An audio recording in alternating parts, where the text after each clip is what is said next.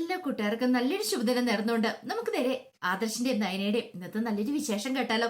അതിനു മുമ്പായിട്ട് ആദ്യമായി കാണുന്നവരുണ്ടെങ്കിൽ ചാനൽ ഇഷ്ടപ്പെട്ട ഒന്ന് സബ്സ്ക്രൈബ് ചെയ്യാൻ മറക്കരുത്. വീഡിയോ ഇഷ്ടപ്പെടുവാണെങ്കിൽ ഒരു ലൈക്ക് തരാനും മറക്കരുത് കേട്ടോ. നമുക്ക് നേരെ നമ്മുടെ വിശേഷത്തിലേക്ക് പോയാലോ. അങ്ങനെ ഇന്നത്തെ വിശേഷത്തില് നയനയും നവിയും ആദർശം കൂടെ സംസാരിച്ചോണ്ടിരിക്കുകയാണ്. ഈ സമയത്ത് നയനയോട് ആദർശം പറഞ്ഞു, ഇപ്പൊ കണ്ടില്ലേ അമ്മയ്ക്ക് നല്ലൊരു മാറ്റം ഇല്ലെന്ന് ചോദിക്കുക. മുമ്പത്തെ പോലെ ഒന്നും അല്ല, അമ്മയ്ക്ക് ഇപ്പൊ നിന്നോട് ഇത്തിരി സ്നേഹമൊക്കെ ഉണ്ടെന്ന് പറയണം. ഇത് കേട്ടത് നയന പറഞ്ഞു, അത് ശരിയാ ആദർശേട്ടാ, പക്ഷേങ്കില് അത് ആദർശനോടുള്ള അടുപ്പ കൂടുതലുണ്ടാ അല്ല ഇഷ്ടക്കൂടുതലുണ്ടാ അമ്മ എന്നോട് ഇത്രയെങ്കിലും സ്നേഹം കാണിക്കണമെന്ന് പറയാണ്. അതൊരു നല്ല കാര്യമല്ലേ നയനെ, ഇനിയിപ്പൊ നീ ഒന്നും ഓർത്ത് പേടിക്കണ്ട എന്ന് പറഞ്ഞിട്ട് ആദർശം അങ്ങോട്ട് കയറി പോവാണ്. അപ്പോഴേക്കും നവ്യ പറഞ്ഞു, എന്ത് ചെയ്യാനാ, ഇന്നൊരു നല്ലൊരു ദിവസമായിരുന്നു, നമുക്ക് എല്ലാവർക്കും കൂടെ വീട്ടിൽ അടിച്ചു പൊളിച്ച് ആഘോഷിക്കാമെന്ന് പറയാണ്. ഇത് കേട്ടപ്പോ നയന പറഞ്ഞു, അതെങ്ങനെ ശരിയാവും ചേച്ചി, ഇങ്ങോട്ട് വന്നില്ലെങ്കിൽ ആ പട പ്രശ്നമാകത്തില്ലേ, എന്റെ അമ്മായിമ്മ പ്രശ്നം ഉണ്ടാക്കുന്നോണ്ടല്ലേ ഇങ്ങോട്ട് പോന്നേ, സാരല്ല ഇനി സമയമുണ്ട്, അല്ല ചേച്ചിയുടെ കുഞ്ഞു പറഞ്ഞു കഴിയുമ്പോ നമുക്ക് ആഘോഷിക്കാമല്ലോ വീട്ടിൽ വെച്ച്. പിന്നെ നന്ദൂര് ജോലിയൊക്കെ കിട്ടിക്കഴിയുമ്പോൾ നമുക്ക് ആഘോഷിക്കണ്ടേ, അപ്പൊ ഇനിയിപ്പൊ ആഘോഷങ്ങളുടെ ദിവസമല്ലേ വരാൻ പോന്നേ, അത് ഓർത്തിട്ട് ചേച്ചി വിഷമിക്കണ്ടെന്ന് പറയണം. പിന്നീട് നവ്യ മുറിയിലേക്ക് എന്ന് കഴിയുമ്പത്തേനും ആസ്വദിച്ച് ഫോണിനകത്തൊക്കെ നോക്കിക്കൊണ്ടിരിക്കുവാണ്. അബി ഈ കാഴ്ച കണ്ടപ്പത്തേനും നവ്യ പറഞ്ഞു, നോക്കി നോക്കി ഇരുന്നാടാ നീ, കണ്ട പെണ്ണുങ്ങളെയൊക്കെ ചാറ്റ് ചെയ്തോണ്ടിരിക്കുമായിരിക്കും, നിന്റെ ചാറ്റിങ്ങും ചീറ്റിങ്ങും ഇനി കുറച്ചു നാളും കൂടെ ഉള്ളൂ. എന്റെ നന്ദു SI ഒന്നായിട്ട് വന്നോട്ടെ, നിന്റെ സകല കള്ളത്തരങ്ങളും പൊക്കൂന്ന് പറയാം. പിന്നെ ഒരു SI ഒരു നിമിഷം അവനൊന്ന് ഞെട്ടി, എന്നാലും പക്ഷെ അങ്ങനെയല്ലേ പറയാൻ പറ്റുള്ളൂ. നീ എന്താന്ന് വിചാരിച്ചിരിക്കുന്നത്, ഈ SI എന്ന് പറഞ്ഞ വലിയ സംഭവമാണോ? കഴിഞ്ഞ ദിവസം ഞാനേ ശബരിമലയ്ക്ക് പോയ സമയത്ത് എരിമേലി SI എന്നെ എടുത്തിട്ട് പെരുമാറി, അതിന് പകരം ഞാൻ അങ്ങോട്ട് വീട്ടി അയാളെ ഞാൻ എടുത്തിട്ടൊന്ന് പെരുമാറി എന്ന് പറയാണ്, അയാളുടെ കൈക്ക് ഞാൻ തല്ലി ഓടിച്ചെന്ന് പറയാണ്. ഇത് കേട്ടപ്പോ നവ്യ പറഞ്ഞു, അങ്ങനെയാണെങ്കിൽ അതിനുള്ള പ്രതിഫലം നിനക്ക് കിട്ടുകയും ചെയ്തില്ലേന്ന് ചോദിക്കണം. ആ കിട്ടിയാൽ എന്താടി, ഇനിയും ഞാൻ അയാൾക്കോട്ട് കൊടുക്കൂന്ന് പറയാം. അങ്ങനെ നീ അഭി വെറുതെ ഇരിക്കാൻ പോകുന്നില്ല, പിന്നെയാണ് ഒരു SI അവളെയൊക്കെ തൂക്കിയെടുത്ത് കളയാനുള്ള ഇതൊക്കെ എനിക്കുണ്ടെന്ന് പറയാണ്. ഒരു പീറ SI വന്നിരിക്കുന്നു. ഇത് കേട്ട് കഴിഞ്ഞപ്പോ നവ്യ പറഞ്ഞു, അതൊക്കെ നിന്റെ തോന്നല് മാത്രാ, പിന്നെ തോന്നല് മാത്രം, അവളെയൊക്കെ നമുക്ക് ഇവിടെ നിർത്തി പൊക്കം വിടാൻ പറ്റുമെന്ന് പറയാം. ഇത് കേട്ടത് നവ്യ പറഞ്ഞു, അല്ലേലും അവളോട് സ്ഥലത്ത് സ്ഥിരമായിട്ട് നിൽക്കുമെന്ന് എനിക്ക് തോന്നില്ല, അവളുടെ സ്വഭാവം വെച്ച്, കാരണം അവള് നേരെ പോകുന്ന ചിന്താഗതിക്കാരാ, അങ്ങനെയുള്ളവരാരും അധികം നാള് ഒരു സ്ഥലത്ത് ഇരുന്നിട്ടില്ലോ എന്ന് പറയാണ്. പിന്നീട് നബി പറഞ്ഞു, എന്നാൽ നിന്നെ അത് സമ്മതിച്ചു തന്നിരിക്കുന്നു കേട്ടോ, നീ ഒരു അച്ഛനാൻ പോവാ, എന്നിട്ട് അതിന്റെ ഒരു ഇതും ഇല്ലോടാ നിനക്ക്, എപ്പൊ നോക്കിയാൽ ഈ ഫോണിലും കളിച്ച് എന്തേലുമൊക്കെ തന്ത്രം ഒപ്പിച്ചോണ്ടിരിക്കത്തില്ലോടെ ഉള്ളടാന്ന് പറയണം. അതേടി അങ്ങനെ തന്നെയാ, നിനക്ക് എന്തേലും കുഴപ്പമുണ്ടോ, നിനക്ക് എന്തേലും കുഴപ്പമുണ്ടോ നീ കൊണ്ട് കേസ് കൊടുക്ക്, എന്റെ സ്വഭാവം മാറ്റാനായിട്ട് നീ വരണ്ടെന്ന് പറയാം. അല്ലേലും ആര് വരുന്നടാ നിന്റെ സ്വഭാവം മാറ്റാനായിട്ട്, നിന്റെ സ്വഭാവം പെട്ടെന്നൊന്നും മാറുമെന്ന് എനിക്ക് തോന്നുന്നില്ല, അത് മാറണമെങ്കിൽ നിന്റെ അമ്മയും കൂടെ വിചാരിക്കണം, നീ മാത്രം വിചാരിച്ചിട്ട് കാര്യമില്ലെന്ന് പറയാം. ഇത് കേട്ട് കഴിഞ്ഞപ്പോ അഭി പറഞ്ഞു, ഓ പിന്നെ ഒരു പുണ്യാളത്തി വന്നിരിക്കുന്ന നല്ല സ്വഭാവമുള്ള എടി, നിന്റെ അനിയത്തി ഇപ്പം SI ആകാൻ പോവാ, നിന്റെ വേറെ അനിയത്തിക്കാണെങ്കിലും ജ്വല്ലറിയില് ജോലിയുണ്ട്, അവള് മെയിൻ ഡിസൈനർ ആയിട്ട് പോവാ, നീ എവിടെ എത്തി, നിന്നെ കുറെ പെറ്റ് കൂട്ടാനല്ലാതെ എന്തിനേലും കൊള്ളാമെന്ന് ചോദിക്കുക. ഇത് കേട്ടതും നവീക കൊണ്ട് ഇരച്ചു കയറി അടിമുടി അങ്ങോട്ട് പെരുത്ത് കയറി, എടാ നിന്നെ ഞാൻ എന്നും പറഞ്ഞിട്ട് അങ്ങോട്ടേക്ക് വരുവാണ്. ആ സമയത്ത് അഭി പറഞ്ഞു, ഒന്ന് പോടീന്ന് പറഞ്ഞിട്ട് അഭി അങ്ങോട്ടേക്ക് പോവാണ്. നവ്യ മനസ്സ് വിചാരിച്ചു, ഇവനെ അങ്ങനെ വെറുതെ വിട്ടിട്ട് കാര്യമില്ല, ഇവനിട്ടൊരു പണി കൊടുക്കണം, ഇവന്റെ അഹങ്കാരത്തിന് വല്ല കുറവുണ്ടോ എന്നൊക്കെ നവ്യ വിചാരിക്കുകയാണ്. പിന്നീട് ദേവേനയുള്ള ചായ കുടിച്ചോണ്ടിരിക്കുന്ന സമയത്ത് അനാമികയിലൂടെ പാസ് ചെയ്ത് അങ്ങോട്ട് പോവാണ്. പെട്ടെന്ന് അനാമി ഇങ്ങനെ നോക്കി കഴിഞ്ഞപ്പത്തിന് ദേവേന ചോദിച്ചു, മോൾക്ക് ചായ വേണമെന്ന് ചോദിക്കാം. വേണ്ട വല്യമ്മേ, എന്താ വേണ്ടാത്തെ, ഓ ഇവിടെ നടക്കുന്ന ഓരോ കാര്യങ്ങളൊക്കെ കണ്ടില്ലേ, വല്യമ്മയ്ക്ക് അറിയാലോ എന്റെ വിഷമത്തിന് കാരണം എന്താന്ന്, ആ നന്ദു എന്ന് പറയുന്നവൾ ഇങ്ങോട്ട് കേട്ടിണ്ടാന്ന് പറഞ്ഞിട്ട് അവൾ ഇങ്ങോട്ട് വരുന്നല്ലെന്ന് ആരെങ്കിലും തടയുന്നുണ്ടോ, വല്യമ്മ പോലും അവൾക്ക് സപ്പോർട്ട് ചെയ്യുകയല്ലേ ചെയ്യുന്നതെന്ന് ചോദിക്കുകയാണ്. ആ സമയത്ത് നയന തുണിയൊക്കെ എടുക്കാൻ പോയിട്ട് ഡ്രസ്സൊക്കെ എടുത്തോണ്ട് അങ്ങോട്ടേക്ക് വരുവാണ്. അപ്പൊ നയന കേട്ടി പറയുന്നേ. അപ്പൊ നയന ഒരു മിനിറ്റ് അവിടെ നിൽക്കുവാണ്, എന്താ കേൾക്കണേന്ന് അല്ല എന്താ പറയണേന്ന് ഒക്കെ വിചാരിച്ചോണ്ട്. ആ സമയത്ത് ദേവേനെ പറഞ്ഞു, മോൾ എന്തൊക്കെയാ പറയണേ, നന്ദുവിന് ഒരു നല്ലൊരു വിശേഷം വന്നോണ്ടല്ലേ ഇങ്ങോട്ടേക്ക് വന്നേ, നന്ദു SI ചെയ്യാൻ പോകുന്നതിന്റെ സന്തോഷം പങ്കുവയ്ക്കാൻ വന്നല്ലേ, അവളുടെ ചേച്ചിമാരുടെ ഈ കാര്യങ്ങളൊക്കെ പറയാനായിട്ട് വന്നതല്ലേ, അതിന് മോളെന്തിനെ വിഷമിക്കണമെന്ന് ചോദിക്കാം. അതൊന്നും അല്ല വല്യമ്മേ, അവൾ ഓരോ കാരണങ്ങൾ ഉണ്ടാക്കിക്കൊണ്ട് വന്നേ, അങ്ങനെ കാരണങ്ങൾ ഉണ്ടാക്കിക്കൊണ്ട് വന്നാന്ന് എനിക്ക് തോന്നില്ല, അങ്ങനെ ഉണ്ടാക്കിക്കൊണ്ട് വരേണ്ട കാര്യം അവൾക്ക് എന്താ, വല്യമ്മയ്ക്ക് അറിയാവുന്ന കാര്യമല്ലേ അവളും അനിയും തമ്മിലുള്ള കണക്ഷൻ എന്താന്നുള്ളത്, എന്നിട്ടാണ് വല്യമ്മ ഈ കാര്യങ്ങളൊക്കെ പറയുന്നത്. എനിക്കറിയാം വല്യമ്മയ്ക്ക് ഈയിടെയായിട്ട് എന്നോട് സ്നേഹമൊന്നും ഇല്ലെന്ന് പറയാം. അശോ അങ്ങനെ പറയില്ല മോളെ, സ്നേഹമില്ലാന്ന്, എനിക്ക് മോളോട് നല്ല സ്നേഹം ഉണ്ടെന്ന് പറയാം. എന്നിട്ടാണോ അവളെ ഇങ്ങോട്ട് വിളിച്ചു കയറ്റുന്നത്? അത് പിന്നെ ഇപ്പം നന്ദു ഇങ്ങോട്ട് വരുന്നതിൽ എനിക്ക് ദേഷ്യമൊന്നും ഭാവിക്കാൻ പറ്റില്ല.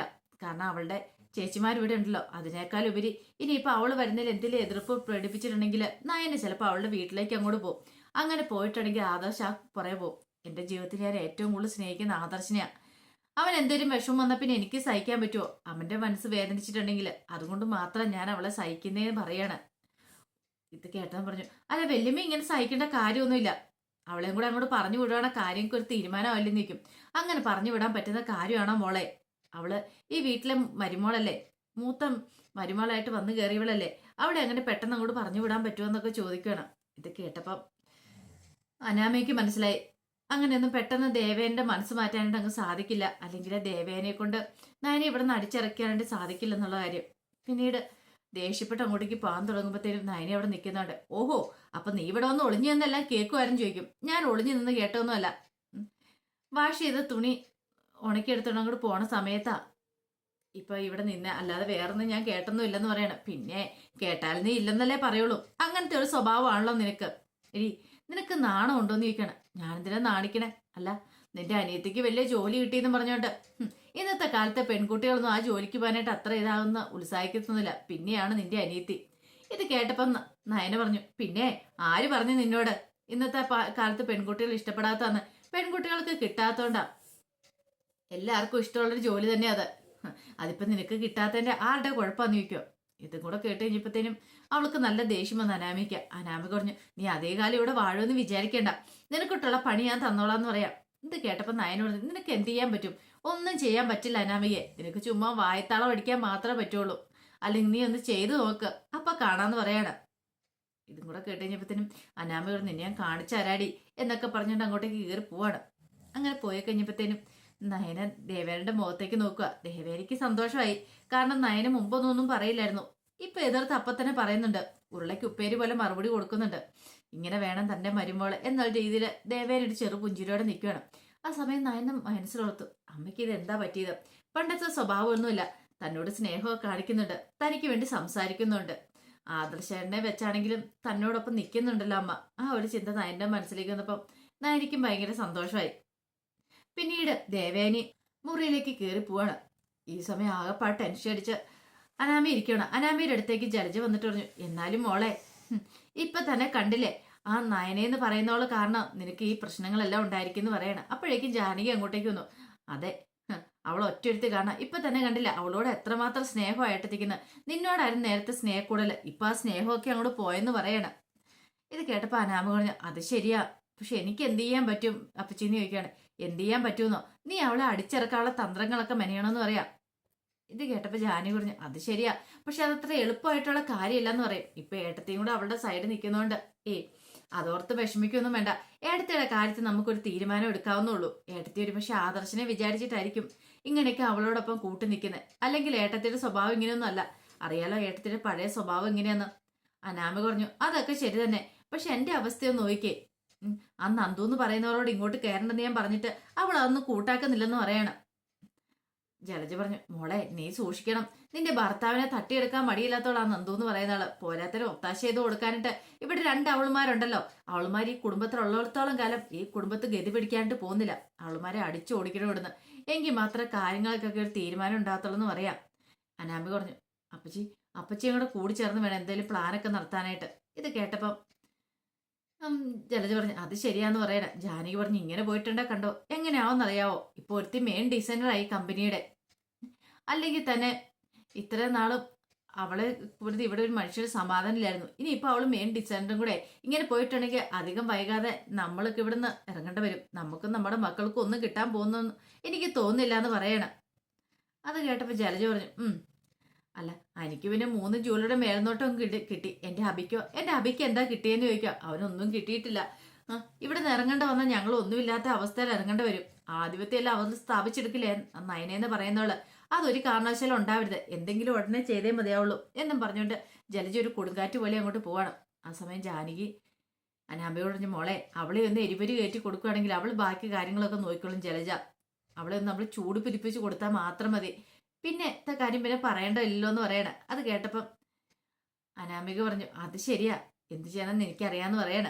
പിന്നീട് ദേവേനെ ഇങ്ങനെ ആലോചിച്ചോണ്ടിരിക്കുക. നന്ദുവിനൊരു സമ്മാനം കൊടുക്കണമായിരുന്നു. അവൾ എത്ര കഷ്ടപ്പെട്ട് ബുദ്ധിമുട്ടി പഠിച്ച് SI സെലക്ഷൻ കിട്ടിയതല്ലേ. പക്ഷെ ഇപ്പൊ അങ്ങനെ കൊടുത്തിട്ടുണ്ടെങ്കിൽ വീട്ടിലുള്ളവരെല്ലാം സംശയിക്കും.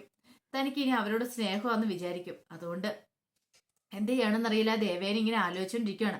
അപ്പോഴേക്കുമാണ് അങ്ങോട്ടേക്ക് ജലജ വരുന്നത്.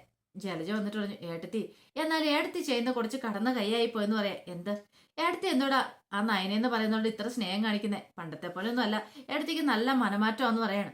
അയ്യോ ജലജെ, അങ്ങനെ പറയരുത്, എനിക്ക് ആ പഴയ പോലെ തന്നെയാന്ന് പറയാണ്. പിന്നെ എന്നിട്ടാണോ ഏട്ടത്തി അവളെ കൊണ്ടൊരു പണിയും ചെയ്യിക്കുന്നില്ല, അവളെ കമ്പനി ജോലിക്ക് വിടുന്നു, എന്തൊക്കെ പ്രകടനങ്ങൾ നടത്തുന്നത്?